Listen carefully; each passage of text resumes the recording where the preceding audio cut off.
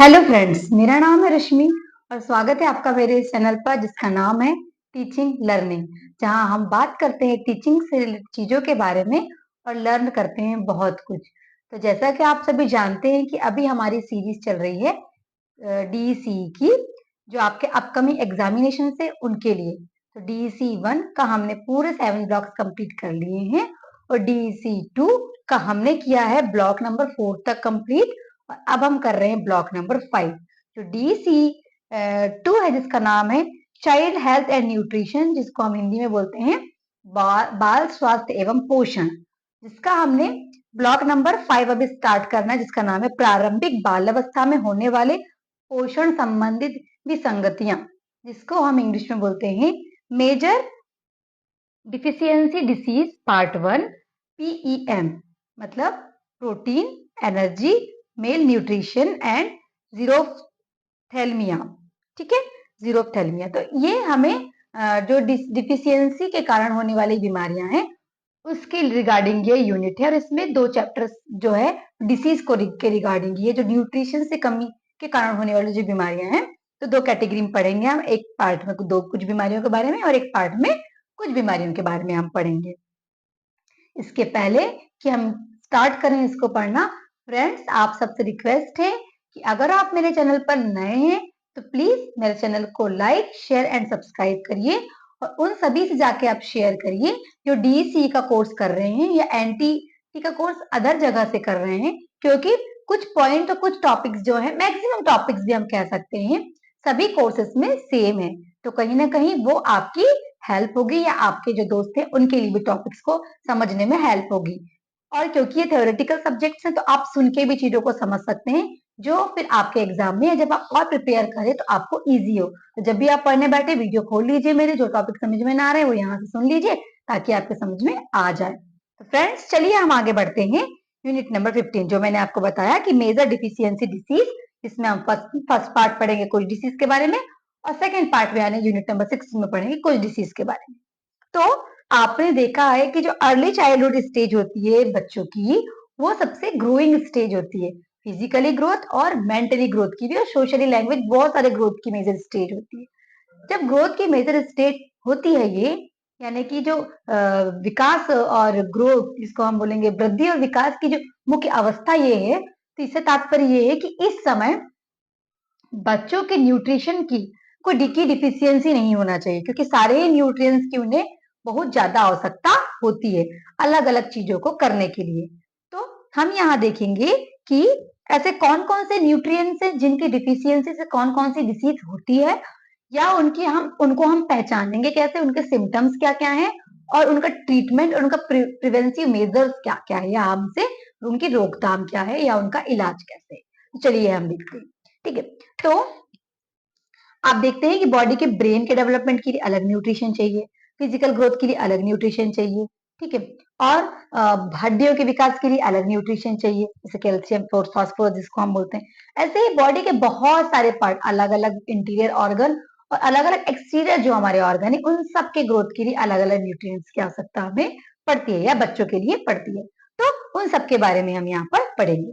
तो पहला जो डिसीज है वो है PEM, जिसको हम हिंदी में पहले बोलते हैं प्रोटीन एनर्जी मेल न्यूट्रिशन, जिसको हम बोलेंगे प्रोटीन ऊर्जा कुपोषण, PEM। ठीक है, ये जनरली देखा जाता है 0 से 6 एज के बच्चों में सबसे ज्यादा पाया जाता है। ठीक है, और बड़ों में हम कब देखते हैं, जब किसी देश में किसी पर्टिकुलर प्लेस में अकाल आ गया है, आपातकाल की स्थिति आ गई है, भूखमरी आ गई है, तब आप ऐसी स्थिति में वयस्क लोगों में भी PEM को देख सकते हैं।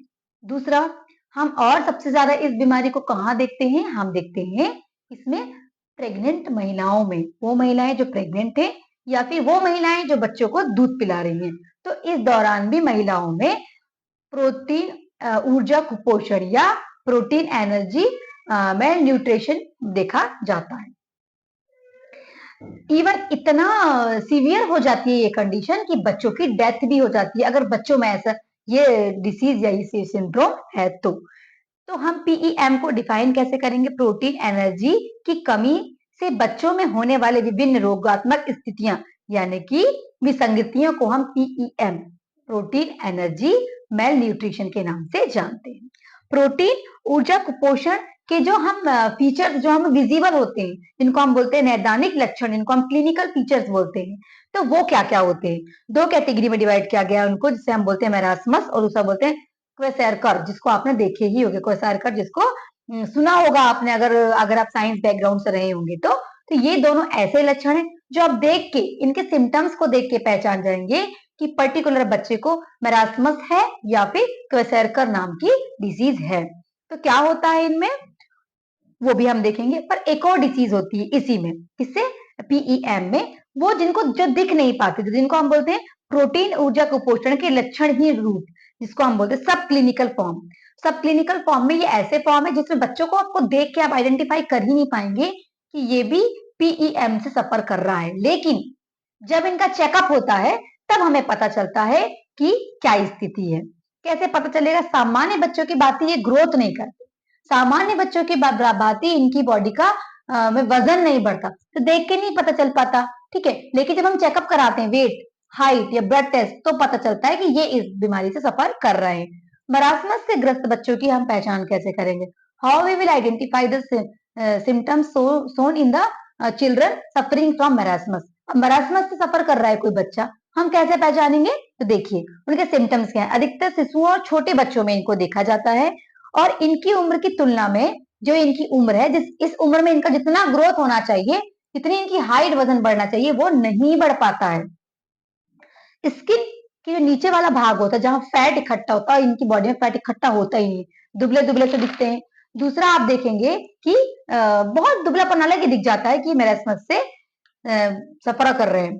और क्या क्या देखेंगे? मैरास्मस में दुबलापन आ ही जाता है, ग्रोथ बिल्कुल भी नहीं होता, सुस्त हो जा रहा है, एकदम कमजोर पड़ जाना, बहुत शरीर कमजोर पड़ जाता है और आवाज बहुत स्लो हो जाती है। ऐसे बच्चे जो मरासमस से ग्रस्त हैं, उनकी आवाज बहुत धीरे धीरे बोलते हैं वो, और बहुत सुस्त पड़ जाते, इनएक्टिव रहते हैं, ठीक है। क्वेसैरकर कैसे पहचानेंगे किसी को क्वेसैरकर हुआ है? What are the symptoms? Symptoms क्या है कि उनकी बॉडी में आपको सूजन दिखेगी, स्वेलिंग, पूरी बॉडी में स्वेलिंग है, हाथ में पैर में आपको स्वेलिंग दिखेगी, ठीक है। आप पता कैसे करेंगे स्वेलिंग है कि मोटापा? जैसे आप दबाएंगे तो गड्ढा पड़ जाएगा, मतलब वो क्वेसैरकर से ग्रसित है वो बच्चा। ग्रोथ उसका 60% रुक जाता है, पेट बाहर आ जाता है, फूल जाता है, चिड़चिड़ापन आ जाता है, स्किन रूखी पड़ जाती है, हार्ड और थिन हो जाती है, बाल कम, बाल शरीर में बहुत, बाल सिर में बहुत ज्यादा कम हो जाते हैं, और चंद्राकार फेस हो जाता है, जिसको बोलते हैं मून फेस, इस टाइप का फेस हो जाता है। विटामिन ए और विटामिन बी की बहुत ज्यादा कमी हो जाती है, और पतले पतले मोशंस जाने लगते हैं। अगर ऐसा किसी बच्चे को हो रहा है, इट मीन्स वो क्वेसैरकर डिसीज या क्वेसैरकर सिम्टम्स बीमारी से ग्रसित है, ठीक है।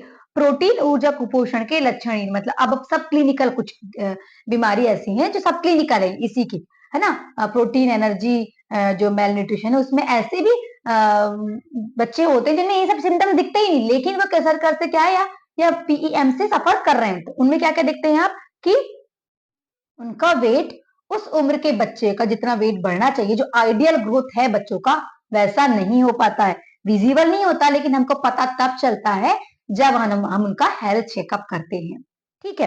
अब हम देखेंगे कि प्रोटीन ऊर्जा कुपोषण के क्या कारण है। भाई कारण क्या है कि लोग बच्चों को पीईएम जो हो रहा है, उसके मेन कारण क्या है? The first major reason is निर्धनता।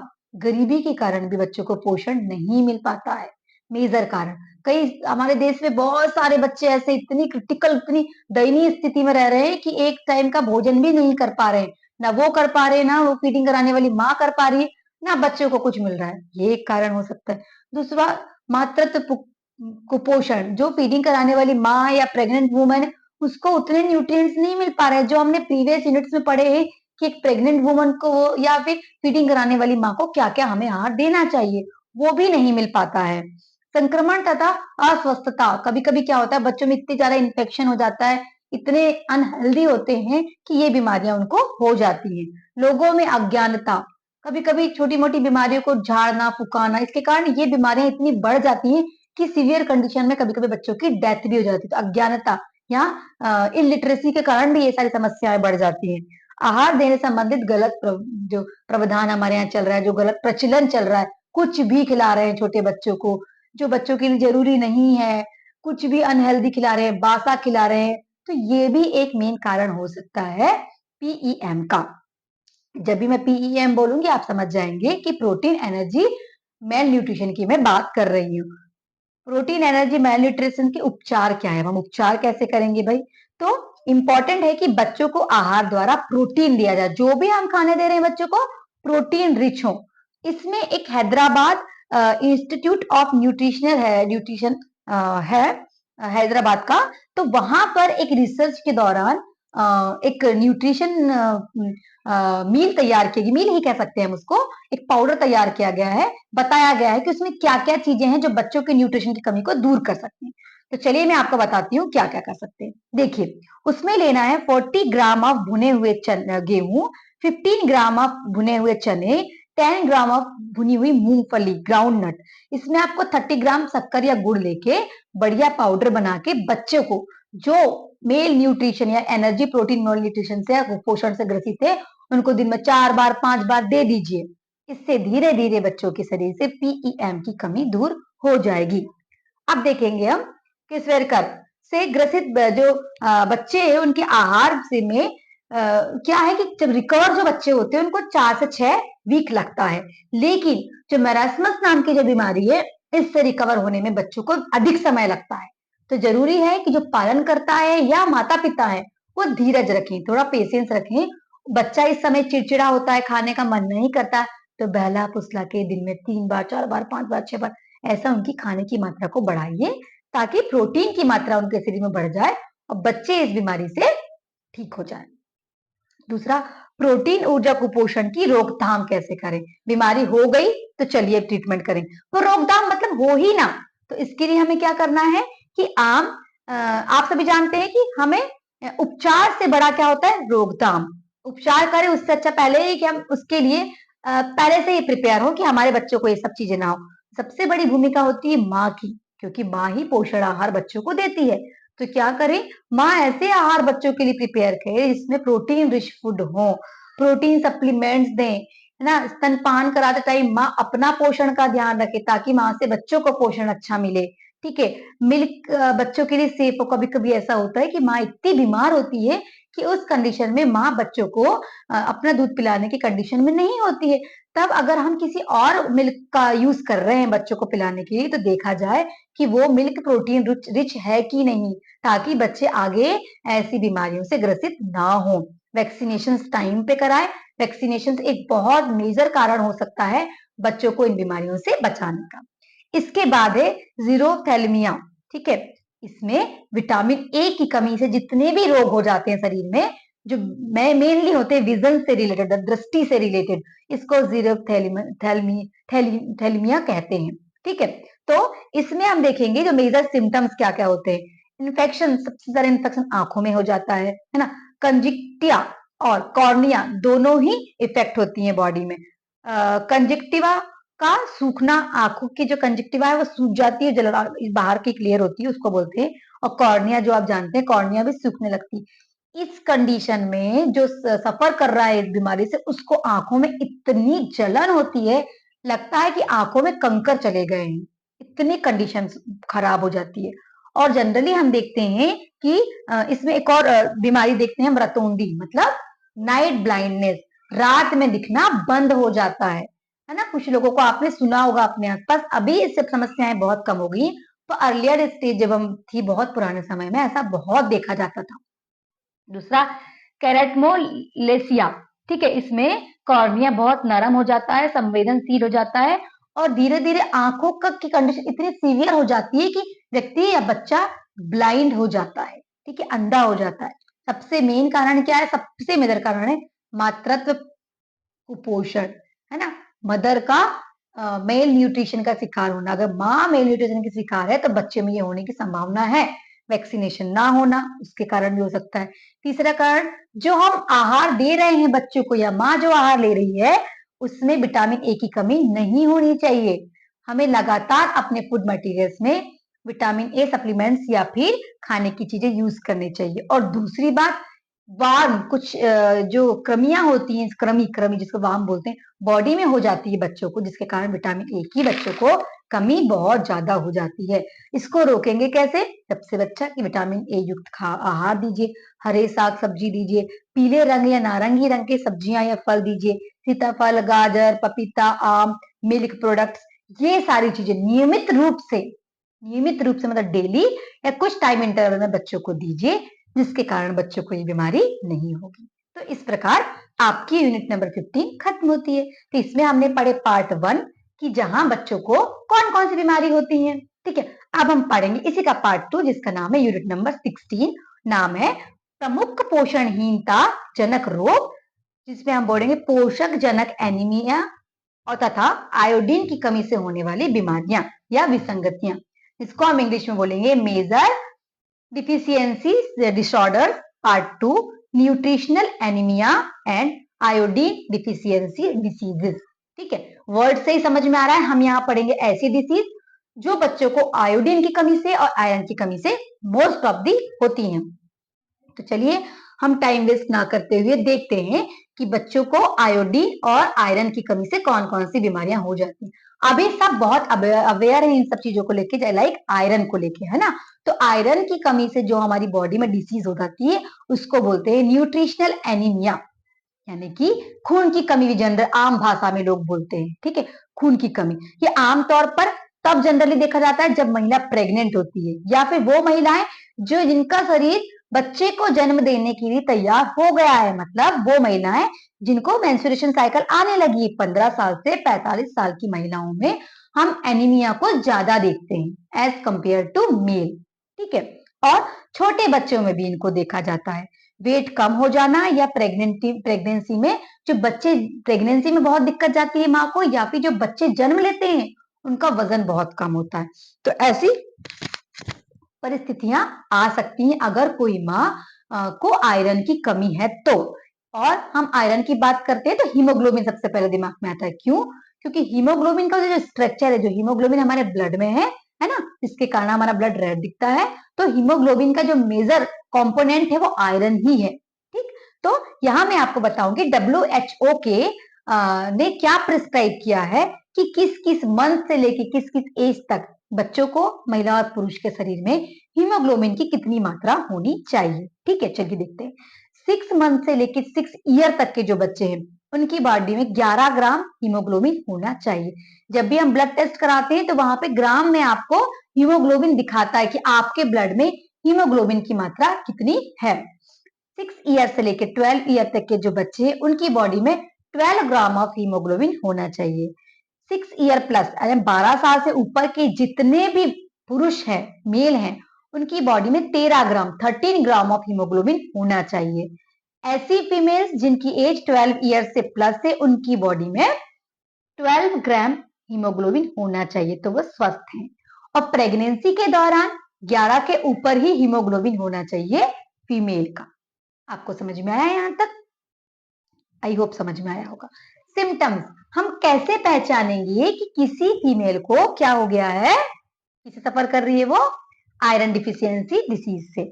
हमें पता तब चलता है जब धीरे धीरे सुस्ती आने लगती है, काम करते करते थक जा रहे हैं, सांस भर रही है ना, चक्कर आके गिर जाना, दुबला पड़ जाना। और ऐसी परिस्थिति में जब आप जाके ब्लड टेस्ट कराते हैं तो पता चलता है कि हीमोग्लोबिन में आयरन की कमी हो गई है, और तब हमें पता चलता है कि क्या हो गया है, आपको आयरन की कमी या आप एनीमिया या न्यूट्रिशनल एनीमिया से सफर कर रहे हैं। क्या जरूरत है आयरन की, भाई क्या काम करता है आयरन हमारी बॉडी में? चलिए पहले मैं आपको ये समझा देती हूँ। देखिए आयरन हमारी बॉडी में क्या करता है, एक्चुअली हीमोग्लोबिन हमारी बॉडी में क्या करता है, हमारे ब्लड में जो हीमोग्लोबिन है उसका काम है ऑक्सीजन के साथ रिएक्शन करना। ठीक है, और हीमोग्लोबिन में सारा ब्लड है, और ब्लड में क्या है, सारे न्यूट्रिएंट्स जो भी हम भोजन के रूप में खा रहे हैं, जो भी न्यूट्रिएंट्स हमको मिल रहे हैं वो ब्लड में मिल रहा है। अब ब्लड में जो ऑक्सीजन जाके जब मिलता है तो वो हमारी पूरी बॉडी तक पहुंचता है, और बॉडी के हर एक पार्ट को ऑक्सीजन हीमोग्लोबिन से रिएक्शन करके एनर्जी प्रोवाइड करता है। One one cell, one one tissue, पूरे बॉडी के पार्ट तक पहुंच के एनर्जी प्रोवाइड करता है, क्योंकि आपके बॉडी का छोटा छोटा पार्ट तक वर्क कर रहा है, आपकी उंगली का एक एक अंश तक काम कर रहा है। इट मीन वहां तक हीमोग्लोबिन जा रहा है। और हीमोग्लोबिन का जो मेजर एलिमेंट है वो है आयरन, सेंट्रल मेटल। जो आप जो साइंस से बिलोंग करते हैं उनको पता होगा कि हीमोग्लोबिन का जो स्ट्रक्चर बनता है उसमें सेंट्रल एटम है, एलिमेंट है कौन? आयरन। तो आयरन का मेजर काम क्या है? ये है हीमोग्लोबिन का फॉर्मेशन करता है। हीमोग्लोबिन हमारी पूरी बॉडी को ऑक्सीजन प्रोवाइड करता है ताकि ऑक्सीजन से हमारी पूरी बॉडी को क्या मिले? एनर्जी मिले। ठीक है, और फिर उसी एनर्जी का हमारी पूरी बॉडी अलग अलग काम को करने के लिए क्या करती है? उपयोग करती है। ठीक है, तो सिम्टम्स कैसे पहचानेंगे? मैंने आपको भी बताया है ना, चक्कर आ जाना, थक जाना, गिर जाना, दिल की धड़कन तेज हो जाना, सांस फूलना। दिल की धड़कन तेज होना मतलब कि हार्ट में कुछ दिक्कत हो रही है, क्योंकि हमारे हार्ट का मेन काम क्या है? पंपिंग, ब्लड को पहुंचाना। अब ब्लड में ऑक्सीजन की कमी है, ऑक्सीजन का काम कौन करता है? ऑक्सीजन हमारे ब्लड को देने का लंग्स। लंग्स, सांस फूल जाना तो भी हमको पता चल रहा है कि ऑक्सीजन या ब्लड के रिगार्डिंग हमारी बॉडी में कुछ तो भी दिक्कत हो रही है। तो यहां से आप आइडेंटिफाई कर सकते हैं कि अभी हमारे शरीर में क्या हो गया है? आयरन की डिफिशियंसी हो गई है। आप देख के कैसे पहचानेंगे? नेल्स येलो येलो हो जाना, ठीक है, नाखून पीले पड़ जाते हैं, आंखें पीली पड़ जाती हैं, बॉडी के बहुत सारे पार्ट हैं जो येलोइश होने लगते हैं। इससे हम पहचान सकते हैं कि पर्टिकुलर कोई बच्चा या कोई व्यक्ति एनीमिया से सफर कर रहा है। कारण क्या है भाई? मेजर कारण क्या है? मेजर कारण है सबसे बड़ा आहार में अपर्याप्तता, है ना। ऐसा आहार आप बच्चों को दे रहे हैं जिसमें आयरन है ही नहीं, तो ऐसे में क्या होगा? बच्चों के शरीर में आयरन की धीरे धीरे कमी होने लगती है। तो हमें ऐसे आहार देना चाहिए, ठीक है, जिसमें क्या हो? आयरन हो। आयरन की कमी है, ये तो मेजर कारण। तो आयरन की कमी है तो और हम क्या कर सकते हैं? आयरन रिच सप्लीमेंट्स बच्चों को दे सकते हैं। और क्या? फॉलिक एसिड या विटामिन B12 हम बच्चों को दे सकते हैं या महिलाओं को दे सकते हैं जिनको एनीमिया है। ट्रीटमेंट के दौरान क्या होता है? ट्रीटमेंट के दौरान तो कभी कभी इतनी सीवियर कंडीशन हो जाती है कि ब्लड डोनेट करना पड़ता है, ब्लड ट्रांसफर कराना पड़ता है शरीर में, बहुत ज्यादा ब्लड की कमी हो जाती है। लेकिन यहाँ हम आयरन की बात कर रहे हैं, तो आयरन की कंडीशन में हम क्या करेंगे कि आयरन की टेबलेट्स देंगे, आयरन की टॉनिक्स आती है वो हम दे सकते हैं। ठीक है, एनीमिया के साथ साथ भी अगर एनीमिया किसी व्यक्ति को, बच्चे को है, तो इस बात को आप ध्यान में रखिए कि एनीमिया होने के साथ साथ और भी बीमारियां शरीर को घेरने लगती हैं, क्योंकि ऑक्सीजन और एनर्जी की धीरे धीरे कमी होने लगती है। ऐसी कंडीशन में इम्यूनिटी वीक होने के कारण बॉडी अलग अलग बीमारियों से ग्रसित हो जाती है। तो हम इस बात का ध्यान रखें कि क्या करें? एनीमिया से सफर ना हो कोई व्यक्ति, अब स्पेशली बच्चा। ट्रीटमेंट या ट्रीटमेंट मैंने आपको बताया, यानी प्रिवेंशन मेजर्स क्या करेंगे हम? सबसे बड़ा आहार, ऐसे खाना खिलाइए बच्चों को, ऐसी ऐसी चीजें दीजिए खाने में इसमें ज्यादा आयरन हो, जैसे कि पालक की भाजी, आप सरसों का साग दीजिए, गुड़ दीजिए, काला चना दीजिए। ये सब चीजों को अगर आप सफिशियंट अमाउंट में बच्चों को देते हैं, गर्भवती महिलाओं को देते हैं, या ऐसा व्यक्ति जिसको आयरन की डिफिशियंसी उनको देते हैं, तो उनके शरीर में धीरे धीरे आयरन की कमी कम होते मतलब भर जाएगी और कमी दूर हो जाएगी। एकदम से नहीं होता, इसको भी होने में समय लगता है। दूसरा, फॉलिक एसिड की टैबलेट्स आती हैं या फॉलिक एसिड से रिच सप्लीमेंट्स या कुछ पोषण आहार भी आते हैं जिनको आपको ऐसे लोगों को देना चाहिए जो इससे सफर कर रहे हैं। तो धीरे धीरे क्या होता है? बॉडी में फॉलिक एसिड की मात्रा बढ़ जाती है और आयरन की कमी दूर होने लगती है, या फॉलिक एसिड की टैबलेट्स भी दे सकते हैं। एक और डिसीज है जिसका नाम है, जिसका इसमें हमने देखे थे कि deficiency because of the deficiency of iodine, iodine की कमी से होने वाले डिसऑर्डर्स या डिसीज। तो आयोडीन की डिफिशियंसी के कारण कौन कौन सी बीमारियां होती है? देखिए, भारत में ना सबसे ज्यादा देखा जाता है इस बीमारी को। भारत में 20 लाख लोग आज भी आयोडीन की कमी से ग्रसित हैं, ये रिकॉर्ड है WHO का। तो धीरे धीरे ये चीजें कम होते जा रही हैं, लेकिन आज भी हैं। क्यों? क्योंकि हम ऐसा आहार ले रहे हैं जिसमें आयोडीन युक्त नहीं है। तो भारत के पहाड़ी क्षेत्रों में, जैसे और स्पेशली जो दक्षिण क्षेत्र है, जैसे कि केरला, कर्नाटका, आंध्र प्रदेश, महाराष्ट्र, उड़ीसा, वेस्ट बंगाल, राजस्थान, ऐसे कुछ कुछ जो southern part of the India है, यहाँ मेजरली ये चीज देखी जा रही है कि आयोडीन की कमी वाले व्यक्ति ज्यादा दिखते हैं। और स्पेशली और कब आयोडीन की कमी का पता चलता है? जब कोई महिला प्रेग्नेंट होती है तो पता चलता है कि उसके शरीर में आयोडीन की कमी हो गई। वो भी कब पता चलता है? जब वो ब्लड टेस्ट कराती है। वैसे तो हमें हमेशा चेक कराना चाहिए कि हमारी बॉडी में कभी आयोडीन की कमी ना हो। तो क्या काम है भाई आयोडीन का हमारी बॉडी में? ऐसा क्या काम करता है आयोडीन? तो मैं आपको बता दूं कि आयोडीन हमारी बॉडी में मेजरली हमारे मेंटल और हमारे फिजिकल ग्रोथ को कंट्रोल करता है। कैसे? हमारी बॉडी में एक हार्मोन है जिसका नाम है, ग्लैंड है जिसका नाम है थायराइड ग्लैंड, जो यहाँ प्रेजेंट होता है यहाँ, ठीक है, आपके नेक वाले पोर्शन में, जिसमें थायरॉक्सिन नाम का हार्मोन सिक्रेशन होता है। इस हार्मोन्स को बैलेंस करने के लिए आयोडीन की जरूरत पड़ती है, और यही हार्मोन जो है हमारी बॉडी के मेंटल और फिजिकल ग्रोथ को कंट्रोल करता है। अगर हमारी बॉडी में क्या है कि आयोडीन की कमी हो जाती है, तो ये जो थायराइड ग्लैंड है ना, वो इनएक्टिव हो जाता है और अलग अलग बीमारियां हमारे शरीर में फैलाता है। सबसे पहले मेंटल ग्रोथ नहीं हो पाता। ऐसे बच्चे जिनको बचपन से ही, या ऐसी महिलाएं जिनको प्रेगनेंसी के दौरान आयोडीन की कमी थी, उनके बच्चे मानसिक रूप से अस्वस्थ पैदा हो जाते हैं। या ऐसी महिलाएं जिनको प्रेगनेंसी के समय आयोडीन की कमी थी, उनके बच्चे शारीरिक रूप से भी कमजोर हो जाते हैं। तो इसीलिए आयोडीन की कमी ना हो, इसलिए हमें थायराइड टेस्ट भी कराना चाहिए। उससे पता चल जाता है कि थायराइड की हमें कमी है, जो किससे रिलेटेड है, आयोडीन से रिलेटेड है। तो ये प्रेग्नेंट महिला या उनके बच्चों को हो सकती है। ठीक है, कारण क्या क्या है आयोडीन की, मैंने आपको बताया कि आयोडीन की कमी, या फिर हमारे शरीर में क्या हो सकता है, आयोडीन युक्त नमक नहीं खा रहे हैं। तो सिम्टम्स क्या है, एक सबसे मेजर बीमारी होती है जिसको बोलते हैं गॉइटर, जिसको हिंदी में शायद लोग गलगंड करके जानते हैं, गले का ऐसा फूल जाना, यहाँ बहुत बड़ा सा ऐसा फूल जाता है। अभी आप धीरे धीरे कम देखेंगे लोगों को, पर अर्लियर टाइम में लोगों को बहुत ज्यादा ये बीमारी होती थी, क्योंकि डगले वाला नमक खाते थे सब, ऐसा जो क्यूब शेप में आता है जिसमें आयोडीन नहीं होता है। तो हमें ये देख, और दूसरी बीमारी होती है क्रेटिनता, है ना, जिसको बोलते हैं फिजिकल या मेंटल हेल्थ में जिसका बहुत ज्यादा मेजर इफेक्ट हम देखते हैं। प्रिवेंटिव मेजर्स क्या क्या है भाई, तो प्रिवेंटिव मेजर्स क्या है कि आप आयोडीन युक्त नमक लीजिए, जिसको बोलते हैं आयोनाइज्ड सॉल्ट, और दूसरा है आयोनाइज्ड ऑयल भी आता है, कुकिंग ऑयल, वो लीजिए। देखिए थायराइड ग्लैंड का हमारी बॉडी में, हर एक ग्लैंड का जो अलग अलग केमिकल सीक्रेट करते हैं, उनका हमारी बॉडी में अलग अलग रोल प्ले करते हैं। तो आयोडीन हमारी बॉडी में सफिशियंट अमाउंट में होना चाहिए, ताकि गॉइटर ना हो। इससे बहुत बहुत पेन होता है, बहुत सारी समस्याएं होती हैं लोगों को। ठीक है, और दूसरा कि बॉडी का प्रॉपर ग्रोथ नहीं होता मेंटल और फिजिकल, तो आयोडीन से रिच हमें फूड लेना चाहिए।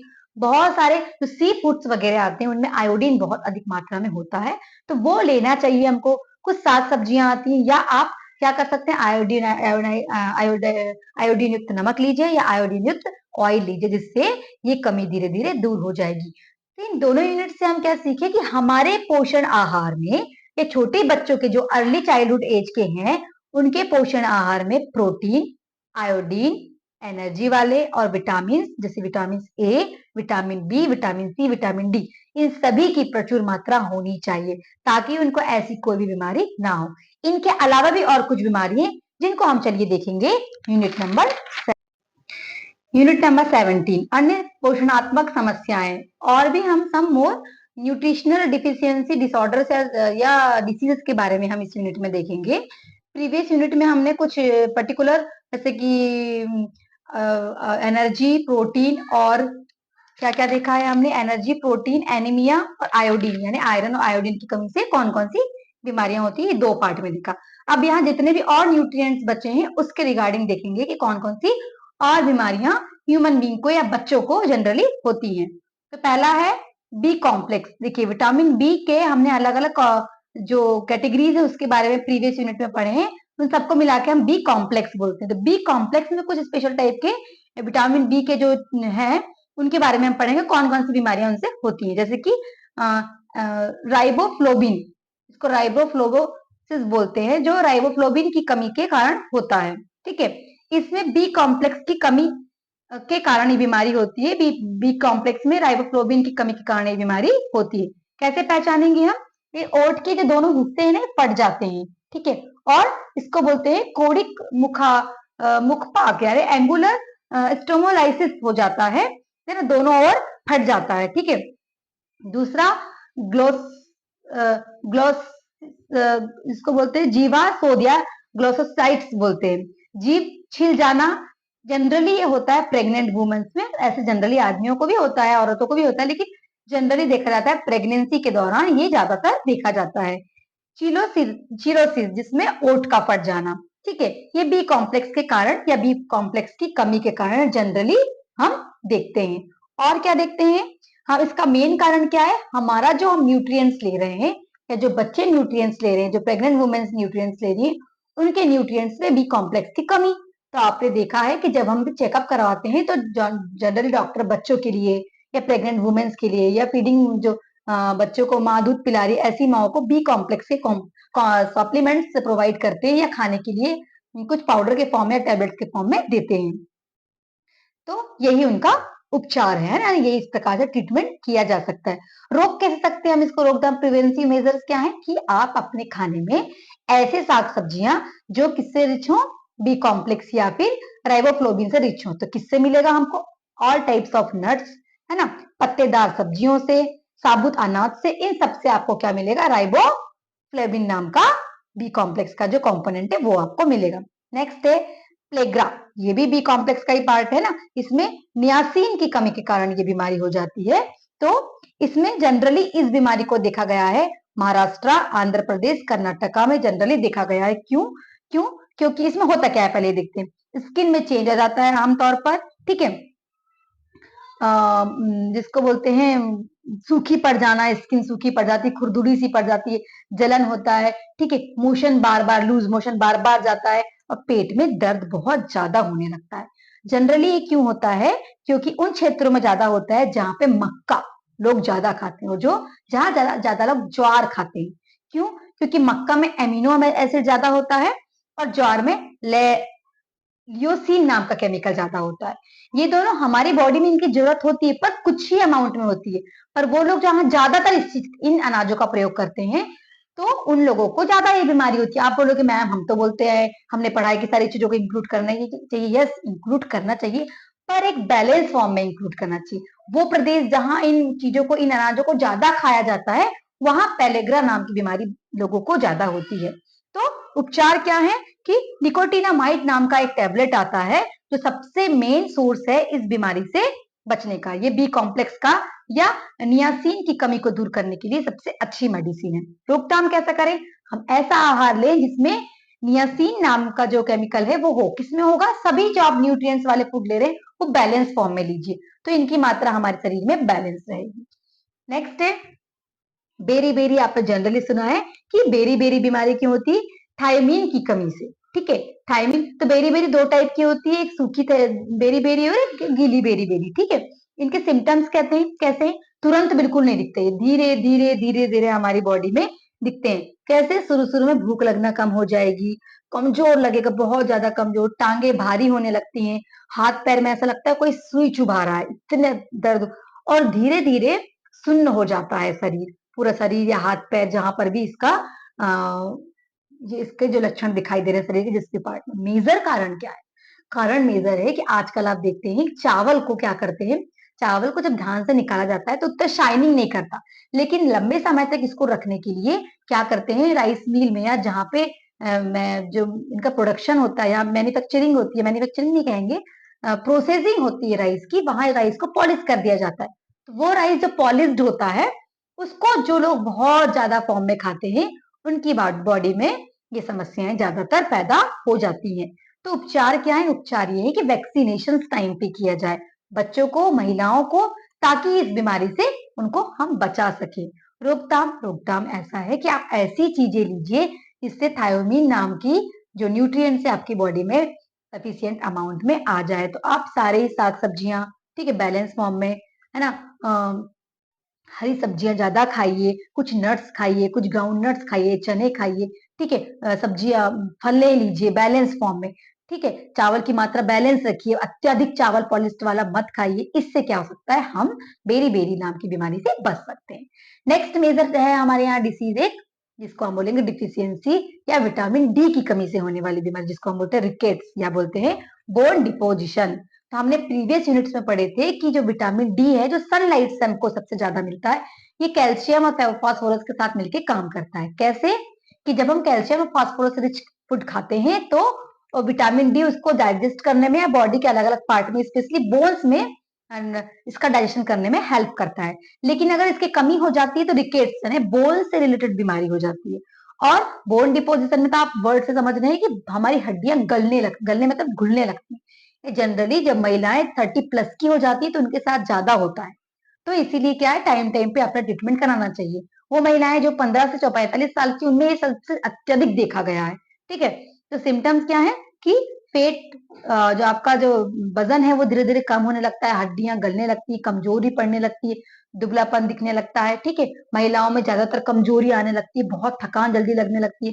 तो इसके लिए क्या करना है, इसके सप्लीमेंट्स लीजिए, है ना? वैक्सीनेशंस वगैरह जो भी हॉस्पिटल्स में होते हैं वो तो करना ही है। साथ में हमें क्या करना है कि आपको धूप में जनरली रहना है और ऐसे आहार लेना है जिनसे आपको विटामिन डी मिले। कुछ फ्रूट्स, कुछ वेजिटेबल्स वगैरह आपको दालें वगैरह, नट्स वगैरह इंक्लूड करना है, सीड्स वगैरह इंक्लूड करना है, ठीक?